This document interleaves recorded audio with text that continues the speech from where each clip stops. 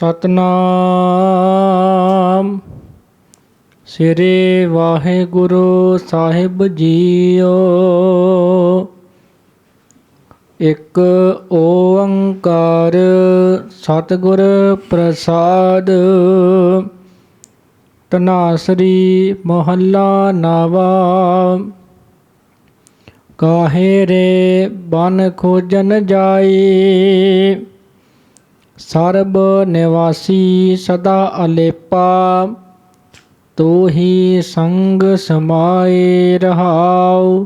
ਵਾਹਿਗੁਰੂ ਜੀ ਕਾ ਖਾਲਸਾ, ਵਾਹਿਗੁਰੂ ਜੀ ਕੀ ਫਤਿਹ। ਸਤਿਗੁਰੂ ਗਰੀਬ ਨਵਾਜ ਸੱਚੇ ਪਾਤਸ਼ਾਹ ਦੀਨ ਦੁਨੀਆ ਦੇ ਮਾਲਕ ਸ੍ਰੀ ਗੁਰੂ ਗ੍ਰੰਥ ਸਾਹਿਬ ਜੀ ਮਹਾਰਾਜ, ਬਾਣੀ ਸਰੂਪ, ਨਿਰੰਕਾਰ ਸਰੂਪ, 10 ਪਾਤਸ਼ਾਹੀਆਂ ਦੇ ਸਰੂਪ ਸ੍ਰੀ ਗੁਰੂ ਗ੍ਰੰਥ ਸਾਹਿਬ ਮਹਾਰਾਜ ਜੀ ਦੀ ਚੱਲ ਰਹੀ ਲੜੀਵਾਰ ਕਥਾ ਆਪ ਜੀ ਦੇ ਸਥਾਨ ਸੋਘਰ ਵਿਖੇ,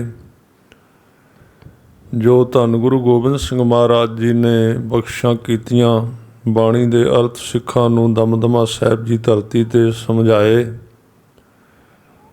ਔਰ ਅੱਗੋਂ ਵੀ ਇਹ ਰੀਤ ਜਿਹੜੀ ਹੈ ਤੋਰਨ ਵਾਸਤੇ ਕਿ ਗੁਰਸਿੱਖਾਂ ਦੇ ਵਿੱਚ ਬਾਣੀ ਦੀ ਵਿਚਾਰ ਦਾ ਰੁਝਾਨ ਔਰ ਆਨੰਦ ਦਾ ਰੁਝਾਨ ਵਧੇ, ਉਹ ਬਖਸ਼ਾਂ ਮਹਾਰਾਜ ਜੀ ਇਸ ਬਾਣੀ ਵਿੱਚ ਆਪ ਜੀ ਨੇ ਤਰੁੱਠ ਕੇ ਕੀਤੀਆਂ। ਅਰਦਾਸ ਕਰੀਏ ਗਰੀਬ ਨਵਾਜ ਸੱਚੇ ਪਾਤਸ਼ਾਹ ਜੀ ਦੀ। ਆਪ ਜੀ ਦੀ ਬਾਣੀ ਬਹੁਤ ਹੀ ਅਗੰਮ ਅਗਾਧ ਬੋਧ ਹੈ, ਕਿਰਪਾ ਕਰਕੇ ਆਪ ਰਹਿਮਤ ਕਰੋ ਜੀ। ਇੱਕ ਓੰਕਾਰ ਸਤਿਗੁਰ ਪ੍ਰਸਾਦ। ਮਹਾਰਾਜ ਮੰਗਲਾ ਚਰਨ ਕਰਦੇ ਨੇ। ਇੱਕ ਓੰਕਾਰ ਅਕਾਲ ਪੁਰਖ ਸਰਵ ਵਿਆਪਕ ਪੂਰੇ ਗੁਰਾਂ ਦੀ ਕਿਰਪਾ ਨਾਲ ਪ੍ਰਾਪਤ ਹੁੰਦਾ ਹੈ। ਧਨਾਸਰੀ ਮਹੱਲਾ ਨਾਵਾ। ਕਾਹੇ ਰੇ ਬਨ ਖੋਜਨ ਜਾਈ। ਸਤਿਗੁਰੂ ਗੁਰੂ ਤੇਗ ਬਹਾਦਰ ਸਾਹਿਬ ਸੱਚੇ ਪਾਤਸ਼ਾਹ ਜੀ 9ਵੇਂ ਪਾਤਸ਼ਾਹ ਬਖਸ਼ਿਸ਼ ਵਰਤਾ ਰਹੇ ਹਨ ਕਿ ਰੱਬ ਦੇ ਰਸਤੇ 'ਤੇ, ਪਰਮੇਸ਼ਰ ਦੇ ਰਸਤੇ 'ਤੇ ਬੜੇ ਲੋਕ ਘੱਟ, ਪਹਿਲਾਂ ਹੀ ਬਹੁਤ ਘੱਟ ਲੋਕ ਹਨ ਜਿਹੜੇ ਉਹਦਾ ਸਿਮਰਨ ਕਰਦੇ ਹਨ।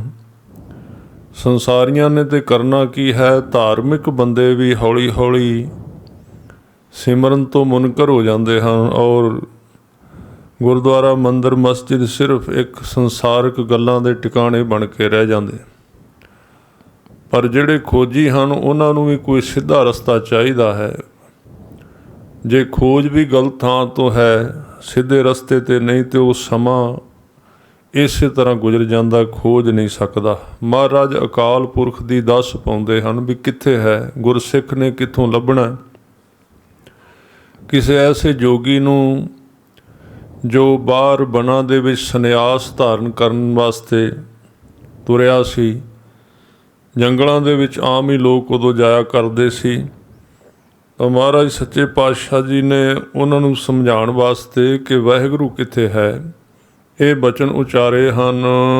ਸਰਬ ਨਿਵਾਸੀ ਸਦਾ ਅਲੇਪਾ। ਮਹਾਰਾਜ ਕਹਿੰਦੇ ਤੁਸੀਂ ਕਾਹੇ ਰੇ ਬਨ ਖੋਜਨ ਜਾਈ, ਕਿਉਂ ਤੁਸੀਂ ਬਨਾਂ ਦੇ ਵਿੱਚੋਂ, ਜੰਗਲਾਂ ਦੇ ਵਿੱਚੋਂ ਲੱਭ ਰਹੇ ਹੋ। ਔਰ ਦੂਸਰਾ ਜਿਹੜਾ ਸੰਸਾਰੀ ਬੰਦੇ ਵਾਸਤੇ ਅਰਥ ਹੈ ਸਾਧ ਸੰਗਤ ਜੀ, ਕਿ ਦੁਨੀਆ ਵੀ ਇੱਕ ਜੰਗਲ ਹੈ, ਬਨ ਹੈ, ਇਹਦੇ ਵਿੱਚੋਂ ਵੀ ਕੁਝ ਨਹੀਂ ਲੱਭਦਾ। ਮਹਾਰਾਜ ਕਹਿੰਦੇ ਇੱਥੋਂ ਕਿੱਥੋਂ ਸੁੱਖ ਲੱਭਦੇ ਹੋ, ਕਿਉਂਕਿ ਅਕਾਲ ਪੁਰਖ ਜਿਹੜਾ ਸਰਬ ਨਿਵਾਸੀ ਹੈ, ਸਾਰੇ ਥਾਵਾਂ 'ਤੇ ਵਸਦਾ ਹੈ ਔਰ ਸਦਾ ਅਲੇਪਾ, ਸਾਰਿਆਂ ਤੋਂ ਵੱਖਰਾ ਵੀ, ਭਾਵ ਰਹਿੰਦਾ ਸਭ ਥਾਂ 'ਤੇ ਹੈ। ਪਰ ਕਿਸੇ ਵੀ ਕਰਮ ਦਾ ਉਹਦੇ ਉੱਤੇ ਬੈਕ ਪ੍ਰੈਸ਼ਰ ਨਹੀਂ ਹੁੰਦਾ, ਪ੍ਰਭਾਵ ਨਹੀਂ ਪੈਂਦਾ।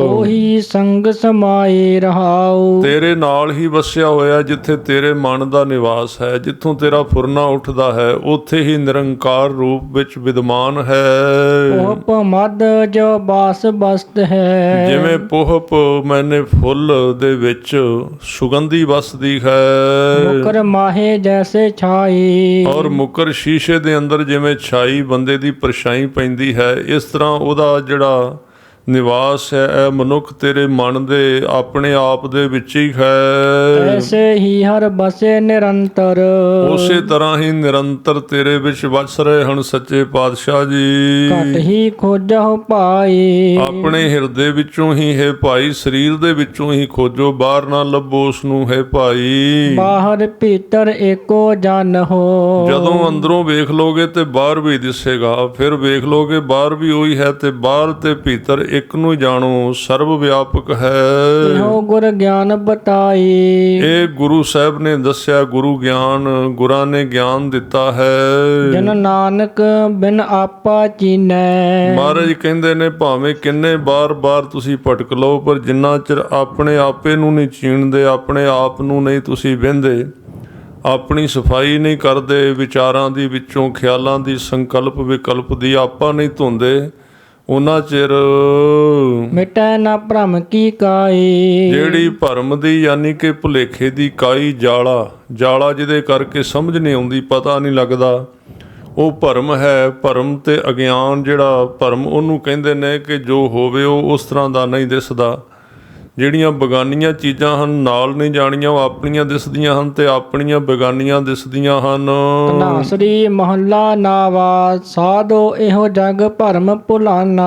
ਇਹ ਸਾਧੋ ਹੈ ਗੁਰਸਿੱਖੋ ਗੁਰੂ ਕੇ ਪਿਆਰਿਓ, ਇਹ ਜਿਹੜਾ ਜਗਤ ਹੈ ਭਰਮ ਦੇ ਵਿੱਚ ਭੁੱਲ ਗਿਆ ਹੈ ਵਾਹਿਗੁਰੂ ਸੱਚੇ ਪਾਤਸ਼ਾਹ ਜੀ ਨੂੰ। ਰਾਮ ਨਾਮ ਕਾ ਸਿਮਰਨ ਛੋੜਿਆ, ਵਾਹਿਗੁਰੂ ਦਾ ਰਮੇ ਹੋਏ ਸੋਹਣੇ ਰਾਮ ਦਾ ਜਿਹੜਾ ਸਿਮਰਨ ਹੈ ਉਹ ਛੱਡ ਦਿੱਤਾ, ਇਸ ਨੇ ਮਾਇਆ ਵਿੱਚ ਭਟਕ ਗਿਆ ਹੈ। ਮਾਇਆ ਹੱਥ ਬਿਕਾਨਾ ਰਹਾਉ, ਮਾਇਆ ਦੇ ਹੱਥਾਂ ਵਿੱਚ ਵਿਕ ਚੁੱਕਾ ਹੈ ਮਨ ਇਸ ਦਾ, ਇਹਨੂੰ ਸਮਝ ਨਹੀਂ ਆਉਂਦੀ। ਮਾਤ ਪਿਤਾ ਭਾਈ ਸੁਤ ਬਨਤਾ, ਜਿਹੜੇ ਮਾਤਾ ਪਿਤਾ ਔਰ ਭਰਾਵਾਂ ਦੇ ਤੇ ਪੁੱਤਰ ਤੇ ਇਸਤਰੀ, ਤਾਕੈ ਰਸ ਲਪਟਾਨਾ। ਇਹਨਾਂ ਦੇ ਰਿਸ਼ਤਿਆਂ ਦੇ ਰਸਾਂ ਦੇ ਵਿੱਚ ਬਸ ਸਾਰਾ ਦਿਨ ਰਿਸ਼ਤੇਦਾਰੀਆਂ ਦੇ ਵਿੱਚ ਹੀ ਫਸਿਆ ਇਹ ਘੁੰਮਦਾ ਫਿਰਦਾ ਹੈ। ਜੋ ਬਨ ਧਨ ਪ੍ਰਭ ਤਾਕੈ ਮਦ ਮੈਂ, ਹੋਰ ਕਿਹੜੇ ਕਿਹੜੇ ਨਸ਼ੇ ਖਾਂਦਾ ਹੈ। ਮਹਾਰਾਜ ਕਹਿੰਦੇ ਇੱਕ ਜੋਬਨ ਦਾ ਇਹਨੂੰ ਬੜਾ ਨਸ਼ਾ, ਜੋਬਨ ਸਰੀਰ ਦੀ ਸੁੰਦਰਤਾ ਜਿਹੜੀ ਹੈ ਬੜੀ ਸੋਹਣਾ ਹੈ, ਨੱਕ ਮੂੰਹ, ਔਰ ਇੱਕ ਧਨ ਇਹਦੇ ਕੋਲ ਜ਼ਿਆਦਾ ਹੈ, ਉਹਦਾ ਹੰਕਾਰ, ਉਹ ਨਸ਼ਾ ਪੀਂਦਾ, ਉਹ ਵੀ ਸ਼ਰਾਬ ਹੈ। ਤੇ ਇੱਕ ਪ੍ਰਭਤਾ ਜਿਹੜੀ ਹੈ, ਵਡਿਆਈ ਜਿਹੜੀ ਹੈ, ਤਿੰਨ ਤਰ੍ਹਾਂ ਦੇ ਨਸ਼ਿਆਂ ਦੇ ਅੰਦਰ ਪਹਿਨਿਸ ਰਹਿ دیਵਾਨਾ। ਦਿਨ ਰਾਤ ਦੀਵਾਨਾ ਦੇ ਅਰਥ ਨੇ ਇੱਥੇ ਕਮਲਾ ਹੋਇਆ ਫਿਰਦਾ। ਦੀਨ ਦਇਆਲ ਸਦਾ ਦੁਖ ਭੰਜਨ, ਜਿਹੜਾ ਦੀਨ ਦੀਨਾਂ ਤੇ ਦਇਆ ਕਰਨ ਵਾਲਾ, ਸਦਾ ਹੀ ਦੁੱਖਾਂ ਨੂੰ ਭੰਨਣ ਵਾਲੇ ਸੱਚੇ ਪਾਤਸ਼ਾਹ ਜੀ ਹਨ। ਤਾਸ ਮਨ ਨਾ ਲਗਾਨਾ, ਉਹਨਾਂ ਦੇ ਨਾਲ ਆਪਣਾ ਮਨ ਨਹੀਂ ਲਾਉਂਦਾ ਇਹ ਕਦੀ ਵੀ। ਜਨ ਨਾਨਕ ਕੋਟਨ ਮੈਂ ਕਿਨਹੂ, ਮਹਾਰਾਜ ਕਹਿੰਦੇ ਕਰੋੜਾਂ ਦੇ ਵਿੱਚੋਂ ਕਿਸੇ ਬਿਰਲੇ ਨਹੀਂ ਗੁਰਮੁਖ ਹੋਏ ਪਛਾਨਾ। ਗੁਰਮੁਖ ਬਣ ਕੇ ਗੁਰੂ ਦੇ ਹੁਕਮ ਤੇ ਤੁਰ ਕੇ ਪਛਾਣਿਆ ਹੈ ਕਿ ਵਾਹਿਗੁਰੂ ਅਕਾਲ ਪੁਰਖ ਮੇਰੇ ਅੰਦਰ ਹੀ ਵਸਦਾ ਹੈ। ਧਨਾਸਰੀ ਮਹੱਲਾ ਨਾਵਾ, ਤੇ ਜੋਗੀ ਕੋ ਜੁਗਤ ਨਾ ਜਾਣੋ। ਐਸੇ ਜੋਗੀ ਨੂੰ ਇਹ ਨਾ ਸਮਝੋ ਵੀ ਇਹਨੂੰ ਜੁਗਤ ਆਉਂਦੀ ਹੈ, ਇਹਨੂੰ ਇਹ ਨਾ ਸਮਝੋ ਵੀ ਬੜਾ ਹੀ ਜੁਗਤ ਵਾਲਾ ਹੈ ਜੋਗੀ। ਲੋਭ ਮੋਹ ਮਾਇਆ ਮਮਤਾ ਫੁਨ, ਜਿਹਦੇ ਅੰਦਰ ਇਹ ਚੀਜ਼ਾਂ ਨਿਵਾਸ ਕਰਦੀਆਂ ਨੇ ਸਦਾ। ਲੋਭੀ ਵੀ ਬੜਾ ਹੈ, ਤੇ ਆਪਣੇ ਪਰਿਵਾਰ ਦਾ ਤੇ ਸੰਸਾਰ ਦਾ ਮੋਹ ਵੀ ਬੜਾ ਕਰਦਾ ਹੈ। ਉਹ ਬਿਮਾਰੀ ਪਿੱਛੋਂ ਛੁੱਟੀ ਨਹੀਂ ਜੋ ਵਿੱਚ ਆਪਣੇ ਪਰਾਏ ਦਾ ਭੇਦ ਕਰਦਾ ਹੈ। ਮਾਇਆ ਮਮਤਾ ਫੁਨ, ਤੇ ਮਾਇਆ ਦੇ ਨਾਲ ਬੜੀ ਮਮਤਾ ਹੈ ਇਸ ਦੀ, ਜਿਸ ਦੀ ਇਹਨੂੰ ਜੋਗੀ ਨਾ ਸਮਝੋ। ਇੱਥੇ ਅਰਥ ਨੇ ਧਰਮੀ ਨਾ ਸਮਝੋ ਇਸ ਨੂੰ। ਜੇ ਘਟ ਮਾਹੇ ਪਛਾਨੋ ਰਹਾਉ, ਜਿਹਦੇ ਹਿਰਦੇ ਵਿੱਚ ਤੁਸੀਂ ਵੇਖ ਲਓ ਵੀ ਆਹ ਚੀਜ਼ਾਂ ਵਸਦੀਆਂ ਨੇ, ਉਹ ਸੰਤ ਨਹੀਂ ਹੈ, ਉਹ ਗੁਰਮੁਖ ਤੇ ਭਾਵੇਂ ਗਿਆਨੀ ਕਹਿ ਲਓ ਜੋ ਮਰਜੀ, ਉਹ ਕੁਝ ਵੀ ਨਹੀਂ ਉਹਦੇ ਪੱਲੇ। ਪਰ ਨਿੰਦਾ ਉਸਤਤ ਨਹ ਜਾ ਕੇ, ਪਰ ਜਿਹਦੇ ਅੰਦਰ ਪਰ ਨਿੰਦਾ, ਦੂਜੇ ਦੀ ਨਿੰਦਿਆ ਨਹੀਂ, ਜਿਹਦੇ ਅੰਦਰ ਈਰਖਾ ਨਹੀਂ ਕਰਦਾ, ਔਰ ਨਾ ਹੀ ਆਪਣੀ ਉਸਤਤ ਸੁਣਨ ਵਾਸਤੇ ਭੱਜਦਾ ਫਿਰਦਾ ਹੈ। ਕੰਚਨ ਲੋਹ ਸਮਾਨੋ, ਇਸ ਤਰ੍ਹਾਂ ਸੋਨਾ ਤੇ ਲੋਹਾ ਜਿਹਦੇ ਵਾਸਤੇ ਇੱਕ ਬਰਾਬਰ ਹਨ। ਹਰਖ ਸੋਗ ਤੇ ਰਹਿ ਅਤੀਤਾ, ਜਿਹੜਾ ਖੁਸ਼ੀ ਤੇ ਗਮੀ ਤੋਂ ਅਤੀਤ ਲੰਘਿਆ ਹੋਇਆ ਹੈ, ਜੋਗੀ ਤਾਹੇ ਬਖਾਨੋ। ਉਹਨੂੰ ਤੁਸੀਂ ਜੋਗੀ ਸਮਝੋ ਗੁਰੂ ਪਿਆਰਿਓ। ਚੰਚਲ ਮਨ ਦਹ ਦਿਸ ਕਉ ਧਾਵਤ, ਇਹ ਜਿਹੜਾ ਚੰਚਲ ਮਨ ਹੈ, ਜਿਹੜਾ ਦਸਾਂ ਹੀ ਦਿਸ਼ਾਵਾਂ ਵੱਲ ਭੱਜਦਾ ਦੌੜਦਾ ਰਹਿੰਦਾ ਹੈ, ਅਚਲ ਅਚਲ ਜਾਹੇ ਠਹਰਾਨੋ। ਜਿਸ ਜੋਗੀ ਜਿਸ ਗੁਰਮੁਖ ਨੇ ਇਹਨੂੰ ਅਚਲ ਕਰ ਲਿਆ ਗੁਰੂ ਦੀ ਸ਼ਬਦ ਦੀ ਕਮਾਈ ਦੇ ਨਾਲ, ਜਾਹੇ ਠਹਿਰਾਨੋ ਠਹਿਰਾ ਦਿੱਤਾ ਹੈ ਗੁਰੂ ਕੇ ਸ਼ਬਦ ਦੇ ਵਿੱਚ। ਕਹੋ ਨਾਨਕ ਇਹ ਬਿਦ ਕੋ ਜੋ ਨਰ। ਇਹ ਜਿਹੜਾ ਨਰ ਸੱਚੇ ਪਾਤਸ਼ਾਹ ਗੁਰੂ ਤੇਗ ਬਹਾਦਰ ਸਾਹਿਬ ਜੀ ਕਹਿੰਦੇ ਜਿਹੜਾ ਇਸ ਤਰ੍ਹਾਂ ਦਾ ਮਨੁੱਖ ਹੈ, ਮੁਕਤ ਤਾਹੇ ਤੁਮ ਮਾਨੋ। ਉਹਨੂੰ ਤੁਸੀਂ ਸਵੈ ਤੰਤਰ ਦੇ ਮੁਕਤ ਜਾਣ ਲਓ, ਛੁੱਟ ਗਿਆ ਹੈ ਮਨ ਤੋਂ। ਧਨਾਸਰੀ ਮਹੱਲਾ ਨਾਵਾ ਅਬ ਮੈਂ ਕੌਣ ਉਪਾਉ ਕਰੋ। ਸੱਚੇ ਪਾਤਸ਼ਾਹ ਜੀ ਇਸ ਤਰ੍ਹਾਂ ਦੇ ਪਿਆਰ ਭਰੇ ਬਚਨ ਕਹਿ ਰਹੇ ਨੇ ਆਪ ਜੀ ਗੁਰੂ ਤੇਗ ਬਹਾਦਰ ਸਾਹਿਬ ਕਹਿੰਦੇ ਮੈਂ ਕਿਹੜਾ ਉਪਾਅ ਕਰਾਂ, ਕਾਦੇ ਵਾਸਤੇ ਉਹ ਅੱਗੇ ਦੱਸਣਗੇ ਵੀ ਕਿਹੜਾ ਉਪਾਅ ਮੈਂ ਕਰਾਂ ਹੁਣ।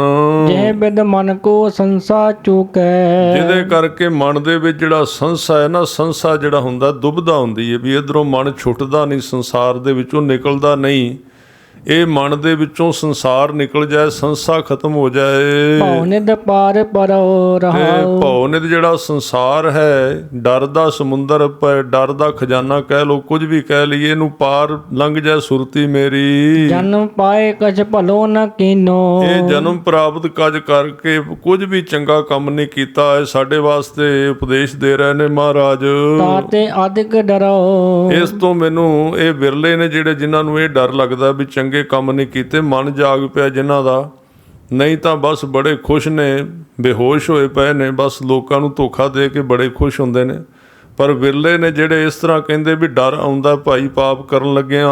ਮਨ ਬਚ ਕਰਮ ਹਰ ਗੁਣ ਨਹੀਂ ਗਾਏ। ਕਦੀ ਮਨ ਕਰਕੇ ਤੇ ਮੂੰਹ ਤੋਂ ਬੋਲ ਕੇ ਤੇ ਕਰਮ ਜਿਹੜੇ ਨੇ ਉਹ ਵੀ ਚੰਗੇ ਨਹੀਂ ਹਨ, ਵਾਹਿਗੁਰੂ ਦੇ ਗੁਣ ਨਹੀਂ ਗਾਏ। ਯਹ ਜੀ ਸੋਚ ਤਰੋ। ਇਹ ਅੰਦਰ ਸੋਚ ਬੜੀ ਭਾਰੀ ਰਹਿੰਦੀ ਹੈ, ਚਿੰਤਾ। ਗੁਰਮਤਿ ਸੁਨ ਕਛ ਗਿਆਨ ਨ ਉਪਜਿਓ। ਗੁਰੂ ਦੀ ਮੱਤ ਸੁਣ ਕੇ ਕਦੀ ਕੁਝ ਗਿਆਨ ਨਹੀਂ ਉਪਜਿਆ, ਪੈਦਾ ਨਹੀਂ ਹੋਇਆ ਅੰਦਰੋਂ। ਪਸ ਜੋ ਉਦਰ ਪਰੋ। ਤੇ ਪਸ਼ੂਆਂ ਵਾਂਗ, ਗਾਵਾਂ ਮੱਝਾਂ ਵਾਂਗੂ ਚੰਗਾ ਰੱਜ ਕੇ ਖਾ ਕੇ ਸੌਂ ਰਹਿੰਦੇ ਹਾਂ। ਕਹੋ ਨਾਨਕ ਪ੍ਰਭ ਬਿਰਧ ਪਛਾਨੋ। ਕਹਿੰਦੇ ਹਨ ਸੱਚੇ ਪਾਤਸ਼ਾਹ ਜੀ, ਹੈ ਪ੍ਰਭੂ ਤੁਸੀਂ ਆਪਣੇ ਸੁਭਾਅ ਤੇ ਸਾਡੇ ਅਵਗੁਣਾਂ ਨੂੰ ਪਛਾਣਦੇ ਹੋ, ਪਛਾਣ ਲਵੋ। ਤਬ ਪਤਿਤ ਤਰੋ। ਤਾਂ ਹੀ ਮੇਰੀ ਪਤਿਤ ਭਾਵ ਡਿੱਗੇ ਹੋਏ ਦੀ ਪਾਪੀ ਦੀ ਜਿਹੜੀ ਗਤੀ ਹੋ ਸਕਦੀ ਹੈ। ਧਨਾਸਰੀ ਮਹੱਲਾ ਪਹਿਲਾ ਘਰ ਦੂਜਾ ਅਸ਼ਟਪਦੀਆ। ਅੱਗੇ ਧਨਾਸਰੀ ਰਾਗ ਦੇ ਵਿੱਚ ਗਰੀਬ ਨਵਾਜ ਗੁਰੂ ਨਾਨਕ ਸਾਹਿਬ ਜੀ ਦੂਜੇ ਘਰ ਵਿੱਚ ਅਸ਼ਟਪਦੀਆਂ ਉਚਾਰਦੇ ਹਨ। ਇੱਕ ਓੰਕਾਰ ਸਤਿਗੁਰ ਪ੍ਰਸਾਦ, ਅਕਾਲ ਪੁਰਖ ਇੱਕ ਹੈ ਵਾਹਿਗੁਰੂ, ਗੁਰਾਂ ਦੀ ਕਿਰਪਾ ਨਾਲ ਪ੍ਰਾਪਤ ਹੁੰਦਾ ਹੈ। ਗੁਰ ਸਾਗਰ ਰਤਨੇ ਭਰਪੂਰੇ। ਪੂਰਾ ਗੁਰੂ ਗ੍ਰੰਥ ਸਾਹਿਬ 10 ਪਾਤਸ਼ਾਹੀਆਂ ਸਾਗਰ ਰਤਨਾਂ ਦੇ ਨਾਲ ਭਰਪੂਰ ਹੈ ਬਾਣੀ ਸਾਰੀ। ਰਤਨ ਮੈਨੇ ਇੱਥੇ ਨਾਮ ਹੈ ਪਰਮੇਸ਼ਰ ਦਾ ਔਰ ਗੁਣ ਨੇ। ਅੰਮ੍ਰਿਤ ਸੰਤ ਚੁਗਹਿ ਨਹੀਂ ਦੂਰੇ। ਜਿਹੜੇ ਸੰਤ ਜਨ ਨੇ ਇਸ ਬਾਣੀ ਰੂਪੀ ਸਰੋਵਰ ਦੇ ਕੰਢੇ ਤੇ ਰਹਿੰਦੇ ਹਨ ਔਰ ਅੰਮ੍ਰਿਤ ਚੁਗਦੇ ਹਨ, ਦੂਰ ਨਹੀਂ ਜਾਂਦੇ। ਹਰ ਰਸ ਚੋਗ ਚੁਗਹਿ ਪ੍ਰਭ ਭਾਵੈ। ਇਸ ਤਰ੍ਹਾਂ ਵਾਹਿਗੁਰੂ ਦੇ ਨਾਮ ਦਾ ਰਸ ਚੁਗਦੇ ਹਨ ਇਸ ਬਾਣੀ ਦੇ ਵਿੱਚੋਂ ਤੇ ਪ੍ਰਭੂ ਨੂੰ ਚੰਗੇ ਲੱਗਦੇ ਹਨ ਗੁਰਮੁਖ। ਸਰਵਰ ਮਹਿ ਹੰਸ ਪ੍ਰਾਨ ਪਤ ਪਾਵੈ। ਇਸ ਤਰ੍ਹਾਂ ਸੇ ਜਿਹੜਾ ਹੰਸ ਬਿਰਤੀ ਵਾਲਾ ਗੁਰਮੁਖ ਹੈ ਉਹ ਸਰਵਰ ਦੇ ਵਿੱਚ, ਸਰਵਰ ਮੈਨੇ ਸੰਸਾਰ ਜਿਹੜਾ ਹੈ, ਤੇ ਜਿਹੜਾ ਸਾਗਰ ਸ਼ਬਦ ਉੱਤੇ ਆਇਆ ਉਹ ਗੁਰੂ ਬਾਰੇ ਹੈ। ਇਸ ਤਰ੍ਹਾਂ ਸਰਵਰ ਦੇ ਵਿੱਚ ਰਹਿੰਦਿਆਂ ਹੋਇਆਂ, ਇਸ ਸੰਸਾਰ ਦੇ ਵਿੱਚ ਰਹਿੰਦਿਆਂ ਹੋਇਆਂ ਜਿਨ੍ਹਾਂ ਦੀ ਹੰਸ ਬਿਰਤੀ ਬਣ ਗਈ ਹੈ, ਹੰਸ ਬਿਰਤੀ ਮੈਨੇ ਵਿਵੇਕ ਜਾਗ ਪਿਆ ਅੰਦਰ, ਜਿਹੜਾ ਆਪਣੇ ਤੇ ਸੱਤ ਤੇ ਅਸੱਤ ਦੀ ਪਹਿਚਾਣ ਕਰ ਲੈਂਦੇ ਹਨ, ਉਹ ਹੰਸ ਬਣ ਗਏ ਨੇ। ਉਹ ਇਸ ਸੰਸਾਰ ਦੇ ਵਿੱਚ ਰਹਿੰਦੇ ਹੋਏ ਵੀ, ਸਰਵਰ ਮਹਿ ਹੰਸੇ ਦੇ ਵਿੱਚ ਰਹਿੰਦਿਆਂ ਵੀ ਪ੍ਰਾਣਪਤ ਪਾਵੈ, ਪ੍ਰਾਨਾਂ ਦੇ ਪਤੀ ਵਾਹਿਗੁਰੂ ਨੂੰ ਪ੍ਰਾਪਤ ਕਰ ਲੈਂਦੇ ਹਨ। ਕਿਆ ਬਗ ਬਪੜਾ ਛਪੜੀ ਨਾਏ। ਪਰ ਜਿਹੜਾ ਬਗਲੇ ਵਰਗਾ ਬੰਦਾ ਹੈ, ਹੰਸ ਨਹੀਂ ਹੈ ਤੇ ਚਿੱਟਾ ਹੀ ਉਹਦੇ ਵਰਗਾ, ਪਰ ਮੱਛੀਆਂ ਡੱਡੀਆਂ ਤੇ ਨਜ਼ਰ ਪਦਾਰਥਾਂ ਤੇ। ਕਹਿੰਦੇ ਉਹ ਜਿਹੜਾ ਬਗਲੇ ਬਿਰਤੀ ਵਾਲਾ ਬੰਦਾ ਵਿਚਾਰਾ ਕਿਹੜੀਆਂ ਛਪੜੀਆਂ ਤੇ ਨਹਾ ਕੇ ਕਿਵੇਂ ਪਵਿੱਤਰ ਹੋਵੇਗਾ। ਜਿਹੜੀ ਛਪੜੀ ਹੈ, ਜੇ ਭਾਵ ਵਿਕਾਰਾਂ ਦੀ ਛਪੜੀ ਤੇ ਕੀਚੜ ਡੁੱਬੈ ਮੈਲ ਨਾ ਜਾਏ ਰਹਾਉ। ਉਹ ਚਿੱਕੜ ਦੇ ਵਿੱਚ ਹੋਰ ਡੁੱਬ ਜਾਂਦਾ ਜਿਹੜਾ ਬਗਲਾ ਹੈ, ਕਿਉਂਕਿ ਉਹਦੀ ਸੁਰਤੀ ਜਿਹੜੀ ਸੰਸਾਰ ਵਿੱਚ ਵੱਸਦੀ ਹੈ, ਮੈਲ ਨਹੀਂ ਜਾਂਦੀ ਅੰਦਰੋਂ ਵਿਕਾਰਾਂ ਦੀ। ਰੱਖ ਰੱਖ ਚਰਨ ਤਰੇ ਵਿਚਾਰੇ। ਪਰ ਜਿਹੜੇ ਗੁਰਮੁਖ ਗੁਰਸਿੱਖ ਨੇ ਉਹ ਚਰਨ ਰੱਖਦੇ ਨੇ ਵੇਖ ਵੇਖ ਕੇ, ਰੱਖ ਰੱਖ ਚਰਨ ਧਰੇ ਵਿਚਾਰ ਦੇ ਨਾਲ ਗੁਰੂ ਗ੍ਰੰਥ ਸਾਹਿਬ ਜੀ ਦੀ ਬਾਣੀ ਦੀ ਵਿਚਾਰ ਦੇ ਮੁਤਾਬਕ ਪੈਰ ਰੱਖਦੇ ਭਾਵ ਜੀਵਨ ਜਿਉਂਦੇ ਹਨ। ਦੁਬਿਧਾ ਛੋੜ ਭਏ ਨਿਰੰਕਾਰੀ। ਉਹ ਦੁਬਿਧਾ ਦੋ ਪ੍ਰਕਾਰ ਦੀ ਭਾਵਨਾ, ਕਦੀ ਸੰਸਾਰ ਵੱਲ ਤੇ ਕਦੀ ਇੱਧਰ, ਇਹ ਤਿਆਗ ਕੇ ਇੱਕ ਨਿਰੰਕਾਰ ਵਾਹਿਗੁਰੂ ਦੇ ਸ਼ਬਦ ਵਿੱਚ ਜੁੜ ਗਏ ਹਨ। ਮੁਕਤ ਪਦਾਰਥ ਹਰ ਰਸ ਚਾਖੇ। ਉਹਨਾਂ ਨੇ ਮੁਕਤੀ ਦਾ ਪਦਾਰਥ ਹਰੀ ਦਾ ਰਸ ਨਾਮ ਆਨੰਦ ਚੱਖ ਲਿਆ ਹੈ। ਆਵਨ ਜਾਣ ਰਹੇ ਗੁਰ ਰਾਖੇ। ਮਨ ਦੀ ਭਟਕਣਾ ਦੂਰ ਹੋ ਗਈ ਤੇ ਜਨਮ ਮਰਨ ਦਾ ਗੇੜਾ ਮੁੱਕ ਗਿਆ ਗੁਰਸਿੱਖਾਂ ਦਾ।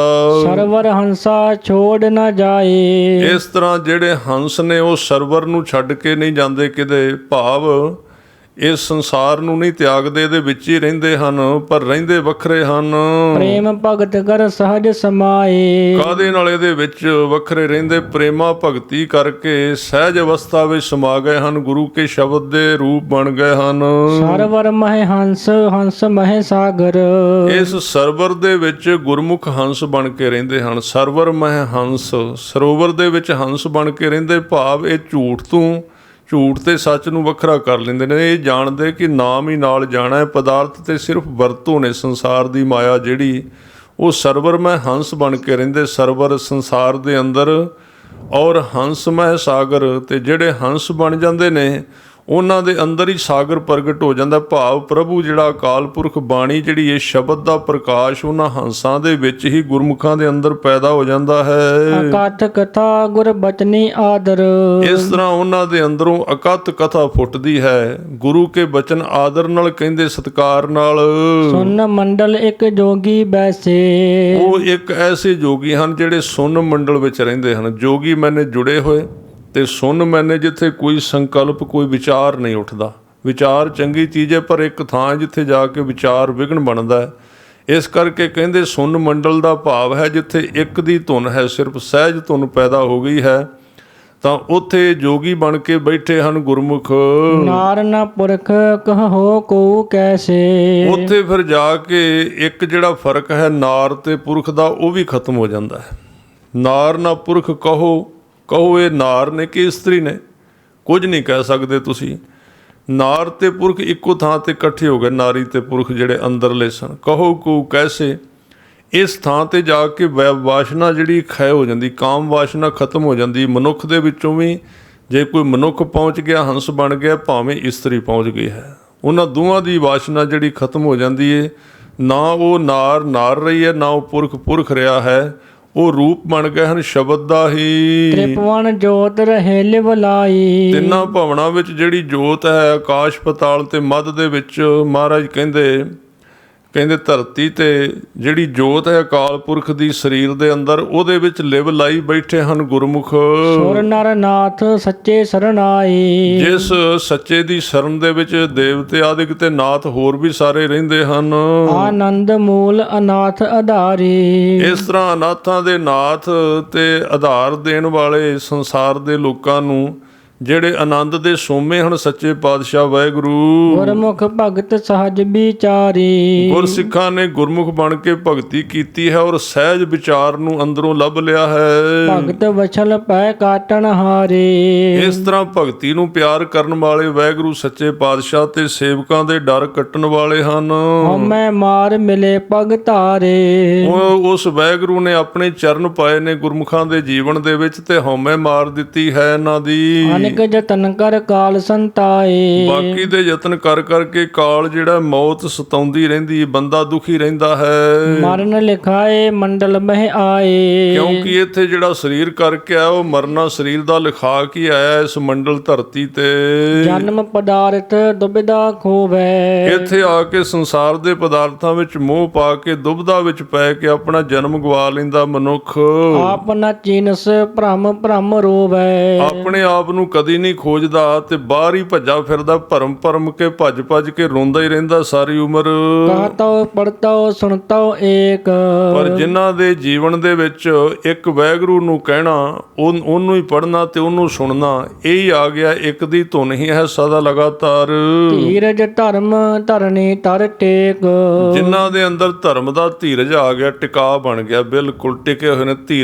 ਧਰਣੀ ਧਰ ਟੇਕ ਉਹਨਾਂ ਨੂੰ ਧਰਤੀ ਦੇ ਆਸਰੇ ਵਾਹਿਗੁਰੂ ਦੀ ਟੇਕ ਹੈ। ਜਤ ਸਤ ਸੰਜਮ ਹਿਰਦੈ ਸਮਾਏ। ਜਤ ਸਤ ਉੱਚਾ ਜੀਵਨ ਤੇ ਜਤ ਜਿਹੜਾ ਮਰਿਆਦਾ ਆਦਿਕ ਸੰਜਮ, ਇਹ ਉਹਨਾਂ ਗੁਰਮੁਖਾਂ ਦੇ ਹਿਰਦੇ ਵਿੱਚ ਵਸਦੇ ਹਨ ਸਾਰੇ। ਚੌਥੇ ਪਦ ਕਉ ਜੇ ਮਨ ਪਤਿ ਆਏ। ਜੇ ਕਿਸੇ ਦਾ ਮਨ ਚੌਥੇ ਪਦ ਵਿੱਚ ਚਲਾ ਜਾਏ, ਜਾਗਤ ਸੁਪਨ ਸੁਖੋਪਤ, ਇਹ ਤਿੰਨ ਅਵਸਥਾ ਹਨ। ਤੇ ਜੇ ਤੁਰਿਆ ਵਿੱਚ, ਯਾਨੀ ਕਿ ਤੁਰਿਆ ਦਾ ਅਰਥ ਚੌਥਾ ਹੈ, ਚੌਥੀ ਅਵਸਥਾ ਵਿੱਚ ਜਿੱਥੇ ਸਰੀਰ ਦਾ ਅਭਾਵ ਹੋ ਜਾਂਦਾ ਹੈ, ਸਿਰਫ ਵਿਦੇਹ ਹੀ ਰਹਿੰਦਾ ਹੈ, ਸਾਚੇ ਨਿਰਮਲ ਮੈਲ ਨ ਲਾਗੈ। ਐਸੀ ਅਵਸਥਾ ਵਿੱਚ ਜਾ ਕੇ ਉਹ ਸੱਚੇ ਦਾ ਰੂਪ ਬਣ ਜਾਂਦੇ, ਨਿਰਮਲ, ਪਰਤ ਕਿ ਉਹਨਾਂ ਨੂੰ ਮੈਲ ਨਹੀਂ ਲੱਗਦੀ, ਮੁਕਤ ਹੋ ਗਏ ਹਨ।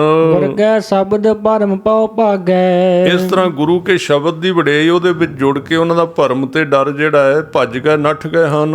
ਸੂਰਤ ਮੂਰਤ ਆਦ ਅਨੂਪ। ਉਹਨਾਂ ਦੇ ਅੰਦਰ ਉਹ ਸੂਰਤ ਪੈਦਾ ਹੋ ਗਈ, ਵਾਹਿਗੁਰੂ ਦੀ ਮੂਰਤ ਪੈਦਾ ਹੋ ਗਈ, ਜੋ ਸੂਰਤ ਰੂਪ ਹੈ। ਉਹਨੂੰ ਮੂਰਤ ਵੀ ਕਿਹਾ, ਤੇ ਸੂਰਤ ਦਾ ਮਤਲਬ ਹੁੰਦਾ ਇੱਕ ਬੰਦੇ ਦੀ ਮੂਰਤ ਹੁੰਦੀ ਹੈ, ਸਰੀਰ ਇੱਕ ਸੂਰਤ ਹੁੰਦੀ ਹੈ। ਜਿਵੇਂ ਉਹਦਾ ਸੋਹਣਾਪਣ ਹੁੰਦਾ ਹੈ, ਸੁਹਾਵਣਾਪਣ, ਇੱਕ ਹੁੰਦਾ ਬੰਦੇ ਦੇ ਨੈਣ ਨਕਸ਼। ਕਈ ਵਾਰੀ ਆਪਾਂ ਕਹਿੰਦੇ ਫਲਾਣਾ ਸੋਹਣਾ ਤੇ ਬਹੁਤ ਹੈ, ਪਰ ਉਹ ਸੋਹਣਾ ਲੱਗਦਾ ਨਹੀਂ। ਇਹਦਾ ਮਤਲਬ ਉਹਦੀ ਸੂਰਤ ਦੇ ਵਿੱਚ ਸੁੰਦਰਤਾ ਨਹੀਂ, ਅੰਦਰਲੀ ਵਿੱਚ। ਪਰ ਇਹ ਜਿਹੜਾ ਵਾਹਿਗੁਰੂ ਅਕਾਲ ਪੁਰਖ, ਕਹਿੰਦੇ ਗੁਰਮੁਖਾਂ ਦੀ ਮੂਰਤ ਦੇ ਵਿੱਚ ਸੂਰਤ ਬਣ ਕੇ ਪ੍ਰਗਟ ਹੋਇਆ ਹੈ। ਉਹਦਾ ਪ੍ਰਭਾਵ ਪੈਂਦਾ ਜਿਹੜਾ ਆਦਿ ਤੋਂ ਲੈ ਕੇ ਸ਼ਬਦ ਰੂਪ ਉਪਮਾ ਰਹਿਤ ਹੈ। ਨਾਨਕ ਜਾਚੈ ਸਾਚ ਸਰੂਪ। ਮਹਾਰਾਜ ਗਰੀਬ ਨਵਾਜ ਜੀ ਕਹਿੰਦੇ ਹਨ, ਐਸੇ ਗੁਰਮੁਖ ਫਿਰ ਮੰਗਦੇ ਹਨ ਸੱਚੇ ਸਰੂਪ ਨੂੰ, ਆਪਣੇ ਅੰਦਰੋਂ ਉਹਦੇ ਤੋਂ ਹੀ ਮੰਗਦੇ ਹਨ ਸਾਰਾ ਕੁਝ। ਧਨਾਸਰੀ ਮਹੱਲਾ ਪਹਿਲਾ। ਸਹਜ ਮਿਲੈ ਮਿਲਿਆ ਪਰਵਾਨ। ਅਕਾਲ ਪੁਰਖ ਨੂੰ ਮਿਲਿਆ ਹੋਇਆ ਕਿਹੜਾ ਪਰਵਾਨ ਹੈ? ਜਿਹੜਾ ਸਹਿਜ ਦੀ ਅਵਸਥਾ ਤੱਕ ਚਲਾ ਗਿਆ। ਸਹਿਜ ਮੈਨੇ ਜਿਹੜੀ ਸਾਡੇ ਅੰਦਰ ਇੱਕ ਸਹਿਜ ਅਵਸਥਾ ਹੈ। ਸਹਿਜ ਇੱਕ ਹੁੰਦਾ ਸਹਿਜੇ ਸਹਿਜੇ ਕਰਨਾ, ਪਰ ਇੱਥੇ ਸਹਿਜ ਦੇ ਅਰਥ ਨੇ ਉਹ ਅਵਸਥਾ ਜਿਹੜੀ ਸਾਡਾ ਅਸਲੀ ਆਪਾ ਹੈ। ਜਿਵੇਂ ਹਰ ਇੱਕ ਚੀਜ਼ ਦਾ ਇੱਕ ਸਹਿਜ ਹੁੰਦਾ ਹੈ। ਜਿਵੇਂ ਸਾਧ ਸੰਗਤ ਜੀ ਆ ਇੱਟਾਂ ਲੱਗੀਆਂ ਹੋਈਆਂ ਨੇ, ਕੰਧਾਂ ਨੇ, ਆਪਾਂ ਇਹਨਾਂ ਨੂੰ ਕਹਿ ਦਿੰਦੇ ਆ ਵੀ ਇਹ ਕੰਧਾਂ ਨੇ, ਇੱਟਾਂ ਨੇ, ਪਰ ਇਹਦਾ ਜਿਹੜਾ ਇਹ ਇੱਟ ਬਣੀ ਕਿਹਦੀ ਹੈ, ਕਿਹੜੀ ਚੀਜ਼ ਦੀ ਬਣੀ ਹੈ? ਮਿੱਟੀ ਦੀ ਬਣੀ ਹੋਈ ਹੈ। ਇਹਦੇ ਸੁਭਾਅ ਦੇ ਵਿੱਚ ਮਿੱਟੀ ਦਾ ਗੁਣ ਹੈ, ਸੁਭਾਅ ਹੈ, ਇਹਦਾ ਸਹਿਜ ਮਿੱਟੀ ਹੈ। ਮਿੱਟੀ ਵਿੱਚੋਂ ਆਈਏ। ਹੁਣ ਭਾਵੇਂ ਇਹਨੂੰ ਰੰਗ ਕਰ ਲਓ, ਪਲਸਤਰ ਕਰ ਦਿਓ, ਜਿਹੜਾ ਮਰਜ਼ੀ ਰੰਗ ਬਣਾ ਦਿਓ। ਇਸੇ ਤਰ੍ਹਾਂ ਸਾਡੇ ਅੰਦਰ ਅਕਾਲ ਪੁਰਖ ਦੀ ਜੋਤ ਹੈ ਇੱਕ, ਉਹਦੇ ਉੱਤੇ ਰੰਗ ਜਿੰਨੇ ਮਰਜ਼ੀ ਕਰ ਦਿਓ। ਵਿਚਾਰਾਂ ਦੇ ਮਨ ਕਦੀ ਕਿਵੇਂ ਦਾ ਹੋ ਜਾਂਦਾ, ਕਦੀ ਕਿਵੇਂ ਦਾ ਹੋ ਜਾਂਦਾ, ਕਦੀ ਕਿਸੇ ਤਰ੍ਹਾਂ ਦਾ ਹੋ ਜਾਂਦਾ। ਪਰ ਜਦੋਂ ਗੁਰੂ ਕੇ ਸ਼ਬਦ ਦੀ ਕਮਾਈ ਦੇ ਨਾਲ ਉਹ ਧੋਪੈ ਨਾਵੈ ਕ ਰੰਗ, ਸਾਰੇ ਰੰਗ ਧੋ ਦਿੱਤੇ ਜਾਂਦੇ ਨੇ ਗੁਰੂ ਕੇ ਸ਼ਬਦ ਦੀ ਕਮਾਈ ਦੇ ਨਾਲ, ਤੇ ਅਸਲੀ ਰੰਗ ਆਤਮਾ ਦਾ ਉੱਭਰ ਕੇ ਸਾਹਮਣੇ ਆਉਂਦਾ। ਉਹਨੂੰ ਕਹਿੰਦੇ ਨੇ ਸਹਿਜ ਅਵਸਥਾ। ਇਸ ਕਰ ਕਹਿੰਦੇ ਜਿਹੜਾ ਉੱਥੇ ਸਹਿਜ ਅਵਸਥਾ ਵਿੱਚ ਚਲਾ ਗਿਆ ਨਾ, ਸਰੀਰ ਤੋਂ ਵੀ ਅੱਗੇ, ਬੁੱਧੀ ਤੋਂ ਵੀ ਅੱਗੇ, ਮਨ ਤੋਂ ਅੱਗੇ, ਸੰਕਲਪ ਤੋਂ ਅੱਗੇ, ਤਾਂ ਆਤਮ ਤੱਤ ਦੇ ਵਿੱਚ ਚਲਾ ਗਿਆ, ਉਹੀ ਮਿਲਿਆ ਪ੍ਰਵਾਨ ਹੈ ਚੰਗੀ ਤਰ੍ਹਾਂ। ਬਾਕੀ ਤਾਂ ਮਿਲਣਾ ਆਪਣੇ ਖਿਆਲ ਹੀ ਹੁੰਦੇ ਹਨ। ਨਾ ਤਿਸ ਮਰਨ ਨਾ ਆਵਣ ਜਾਣ। ਨਾ ਉਹਨੂੰ ਪਰਤ ਕੇ ਮੌਤ ਆਉਂਦੀ ਹੈ, ਤੇ ਨਾ ਜਨਮ ਮਰਨ ਵਿੱਚ ਪੈਂਦਾ ਉਸ ਅਵਸਥਾ ਵਿੱਚ। ਠਾਕੁਰ ਮਹਿ ਦਾਸ ਦਾਸ ਮਹਿ ਸੋਏ। ਉਸ ਥਾਂ ਤੇ ਠਾਕੁਰ ਦੇ ਵਿੱਚ ਸੁਰਤੀ ਦਾਸ ਦੀ ਲੀਨ ਹੋ ਜਾਂਦੀ ਹੈ। ਔਰ ਦਾਸ ਮੈਂ ਸੋਏ ਦਾ ਮਤਲਬ ਉਹੀ ਠਾਕੁਰ ਦਾਸ ਦੇ ਵਿੱਚ ਪ੍ਰਗਟ ਹੋ ਜਾਂਦਾ ਹੈ। ਜਹਾਂ ਦੇਖਾ ਤਹ ਅਵਰ ਨ ਕੋਏ। ਜਿੱਥੇ ਵੀ ਵੇਖਦੇ ਹਨ, ਮਹਾਰਾਜ ਕਹਿੰਦੇ ਗੁਰਮੁਖ ਉਤੇ ਇੱਕ ਦੇ ਦਰਸ਼ਨ ਹੁੰਦੇ ਹਨ ਅਕਾਲ ਪੁਰਖ ਦੇ। ਗੁਰਮੁਖ ਭਗਤ ਸਹਜ ਕਰ ਪਾਈਐ। ਇਸ ਤਰ੍ਹਾਂ ਗੁਰਮੁਖ ਬਣ ਕੇ ਇਹ ਅਵਸਥਾ ਜਿਹੜੀ ਭਗਤੀ ਕਰਕੇ ਸਹਿਜ ਘਰ ਦੀ ਪ੍ਰਾਪਤੀ ਹੋ ਸਕਦੀ ਹੈ। ਬਿਨ ਗੁਰ ਭੇਟੇ ਮਰ ਆਈਐ ਜਾਈਐ ਪਰ ਰਹਾਉ। ਪੂਰੇ ਸਤਿਗੁਰੂ ਨੂੰ ਮਿਲਣ ਤੋਂ ਬਿਨਾਂ ਕਹਿਣ ਲੱਗੇ ਆਉਣ ਜਾਣ ਬਣਿਆ ਰਹਿੰਦਾ ਹੈ, ਫਸਿਆ ਰਹਿੰਦਾ ਬੰਦਾ ਇਹਨਾਂ ਵਾਸ਼ਨਾਵਾਂ ਦੇ ਵਿੱਚ। ਸੋ ਗੁਰ ਕਰੋ ਜੇ ਸਾਚ ਦ੍ਰਿੜਾਵੈ। ਐਸਾ ਗੁਰੂ ਕਰੋ ਜਿਹੜਾ ਸੱਚ ਨਾਲ ਜੋੜੇ ਤੁਹਾਨੂੰ। ਕੇਵਲ ਇਹ ਨਾ ਕਹੇ ਵੀ ਆਲੂ ਖਾ ਲਓ ਤੇ ਤੁਹਾਡਾ ਕੰਮ ਹੋ ਜਾਏਗਾ, ਤੇ ਗੰਢੇ ਖਾ ਲਓ ਤੇ ਸਮੋਸੇ ਖਾ ਲਓ। ਜਿਹੜਾ ਸੱਚ ਨਾਲ ਜੋੜੇ ਸ਼ਬਦ ਦੇ ਨਾਲ, ਅਕਥ ਕਥਾਵੈ ਸ਼ਬਦ ਮਿਲਾਵੈ। ਜਿਹੜਾ ਅਕਥ ਦੇ ਤੱਕ ਲੈ ਕੇ ਜਾਏ, ਅਕਥ ਦੀ ਗੱਲ ਕਰੇ, ਜੋ ਕਥਨਾ ਤੋਂ ਬਾਹਰ ਹੈ ਵਾਹਿਗੁਰੂ, ਤੇ ਸ਼ਬਦ ਦੇ ਵਿੱਚ ਮਿਲਾਵੈ, ਸੁਭਾਅ ਦੇ ਵਿੱਚ ਸ਼ਬਦ ਨੂੰ ਇੱਕ ਮਿਕ ਕਰ ਦੇਵੇ ਆਪਣੇ ਅੰਦਰ। ਹਰ ਕੇ ਲੋਗ ਅਵਰ ਨਹੀਂ ਕਾਰਾ। ਇਸ ਤਰ੍ਹਾਂ ਦੇ ਜਿਹੜੇ ਲੋਕ ਨੇ ਨਾ ਵਾਹਿਗੁਰੂ ਦੇ ਪਿਆਰੇ, ਉਹਨਾਂ ਨੂੰ ਹੋਰ ਕੋਈ ਵੀ ਕੰਮ ਚੰਗਾ ਨਹੀਂ ਲੱਗਦਾ। ਸਾਚੋ ਠਾਕੁਰ ਸਾਚ ਪਿਆਰਾ। ਉਹਨਾਂ ਨੂੰ ਸੱਚੇ ਠਾਕੁਰ, ਉਹਨਾਂ ਦਾ ਠਾਕੁਰ ਜਿਹੜਾ ਉਹ ਵੀ ਸਦਾ ਕਾਇਮ ਰਹਿਣ ਵਾਲਾ ਹੈ, ਤੇ ਗੁਰਮੁਖਾਂ ਨੂੰ ਸੱਚੇ ਨਾਮ ਦੇ ਨਾਲ ਹੀ ਮੋਹ ਹੈ, ਪਿਆਰ ਹੈ। ਤਨ ਮਹਿ ਮਨੁਆ ਮਨ ਮਹਿ ਸਾਚਾ। ਉਹਨਾਂ ਨੂੰ ਇਸ ਗੱਲ ਦਾ ਗਿਆਨ ਹੋ ਜਾਂਦਾ ਗੁਰਸਿੱਖਾਂ ਨੂੰ ਕਿ ਤਨ ਮਹਿ ਮਨੁਆ, ਇਸ ਸਰੀਰ ਦੇ ਵਿੱਚ ਜਿਹੜਾ ਮਨ ਹੈ, ਮਨੁਆ ਹੈ, ਉਸ ਮਨ ਮੈਂ ਸਾਚਾ, ਉਸ ਮਨ ਦੇ ਵਿੱਚ ਹੀ ਸੱਚਾ ਵਾਹਿਗੁਰੂ ਵਸਿਆ ਹੋਇਆ ਹੈ। ਸੋ ਸਾਚਾ ਮਿਲ ਸਾਚੇ ਰਾਚਾ। ਤੇ ਜਦੋਂ ਅਸੀਂ ਉਸ ਮਨ ਨੂੰ ਪਵਿੱਤਰ ਕਰ ਲਾਂਗੇ ਗੁਰੂ ਕੇ ਸ਼ਬਦ ਦੇ ਨਾਲ, ਸੋ ਸਾਚਾ ਮਤਲਬ ਉਹ ਮਨ ਜਿਹੜਾ ਮਿਲ ਸਾਚੇ, ਇਸ ਤਰ੍ਹਾਂ ਅਕਾਲ ਪੁਰਖ ਨੂੰ, ਸਾਚੇ ਨੂੰ ਮਿਲ ਕੇ ਰਾਚਾ ਉਹਦੇ ਵਿੱਚ ਰਚ ਗਿਆ, ਜੋਤ ਵਿੱਚ ਜੋਤ ਮਿਲ ਗਈ। ਸੇਵਕ ਪ੍ਰਭ ਕੈ ਲਾਗੈ ਪਾਏ। ਇਹ ਤਾਂ ਹੁੰਦਾ ਜੇ ਸੇਵਕ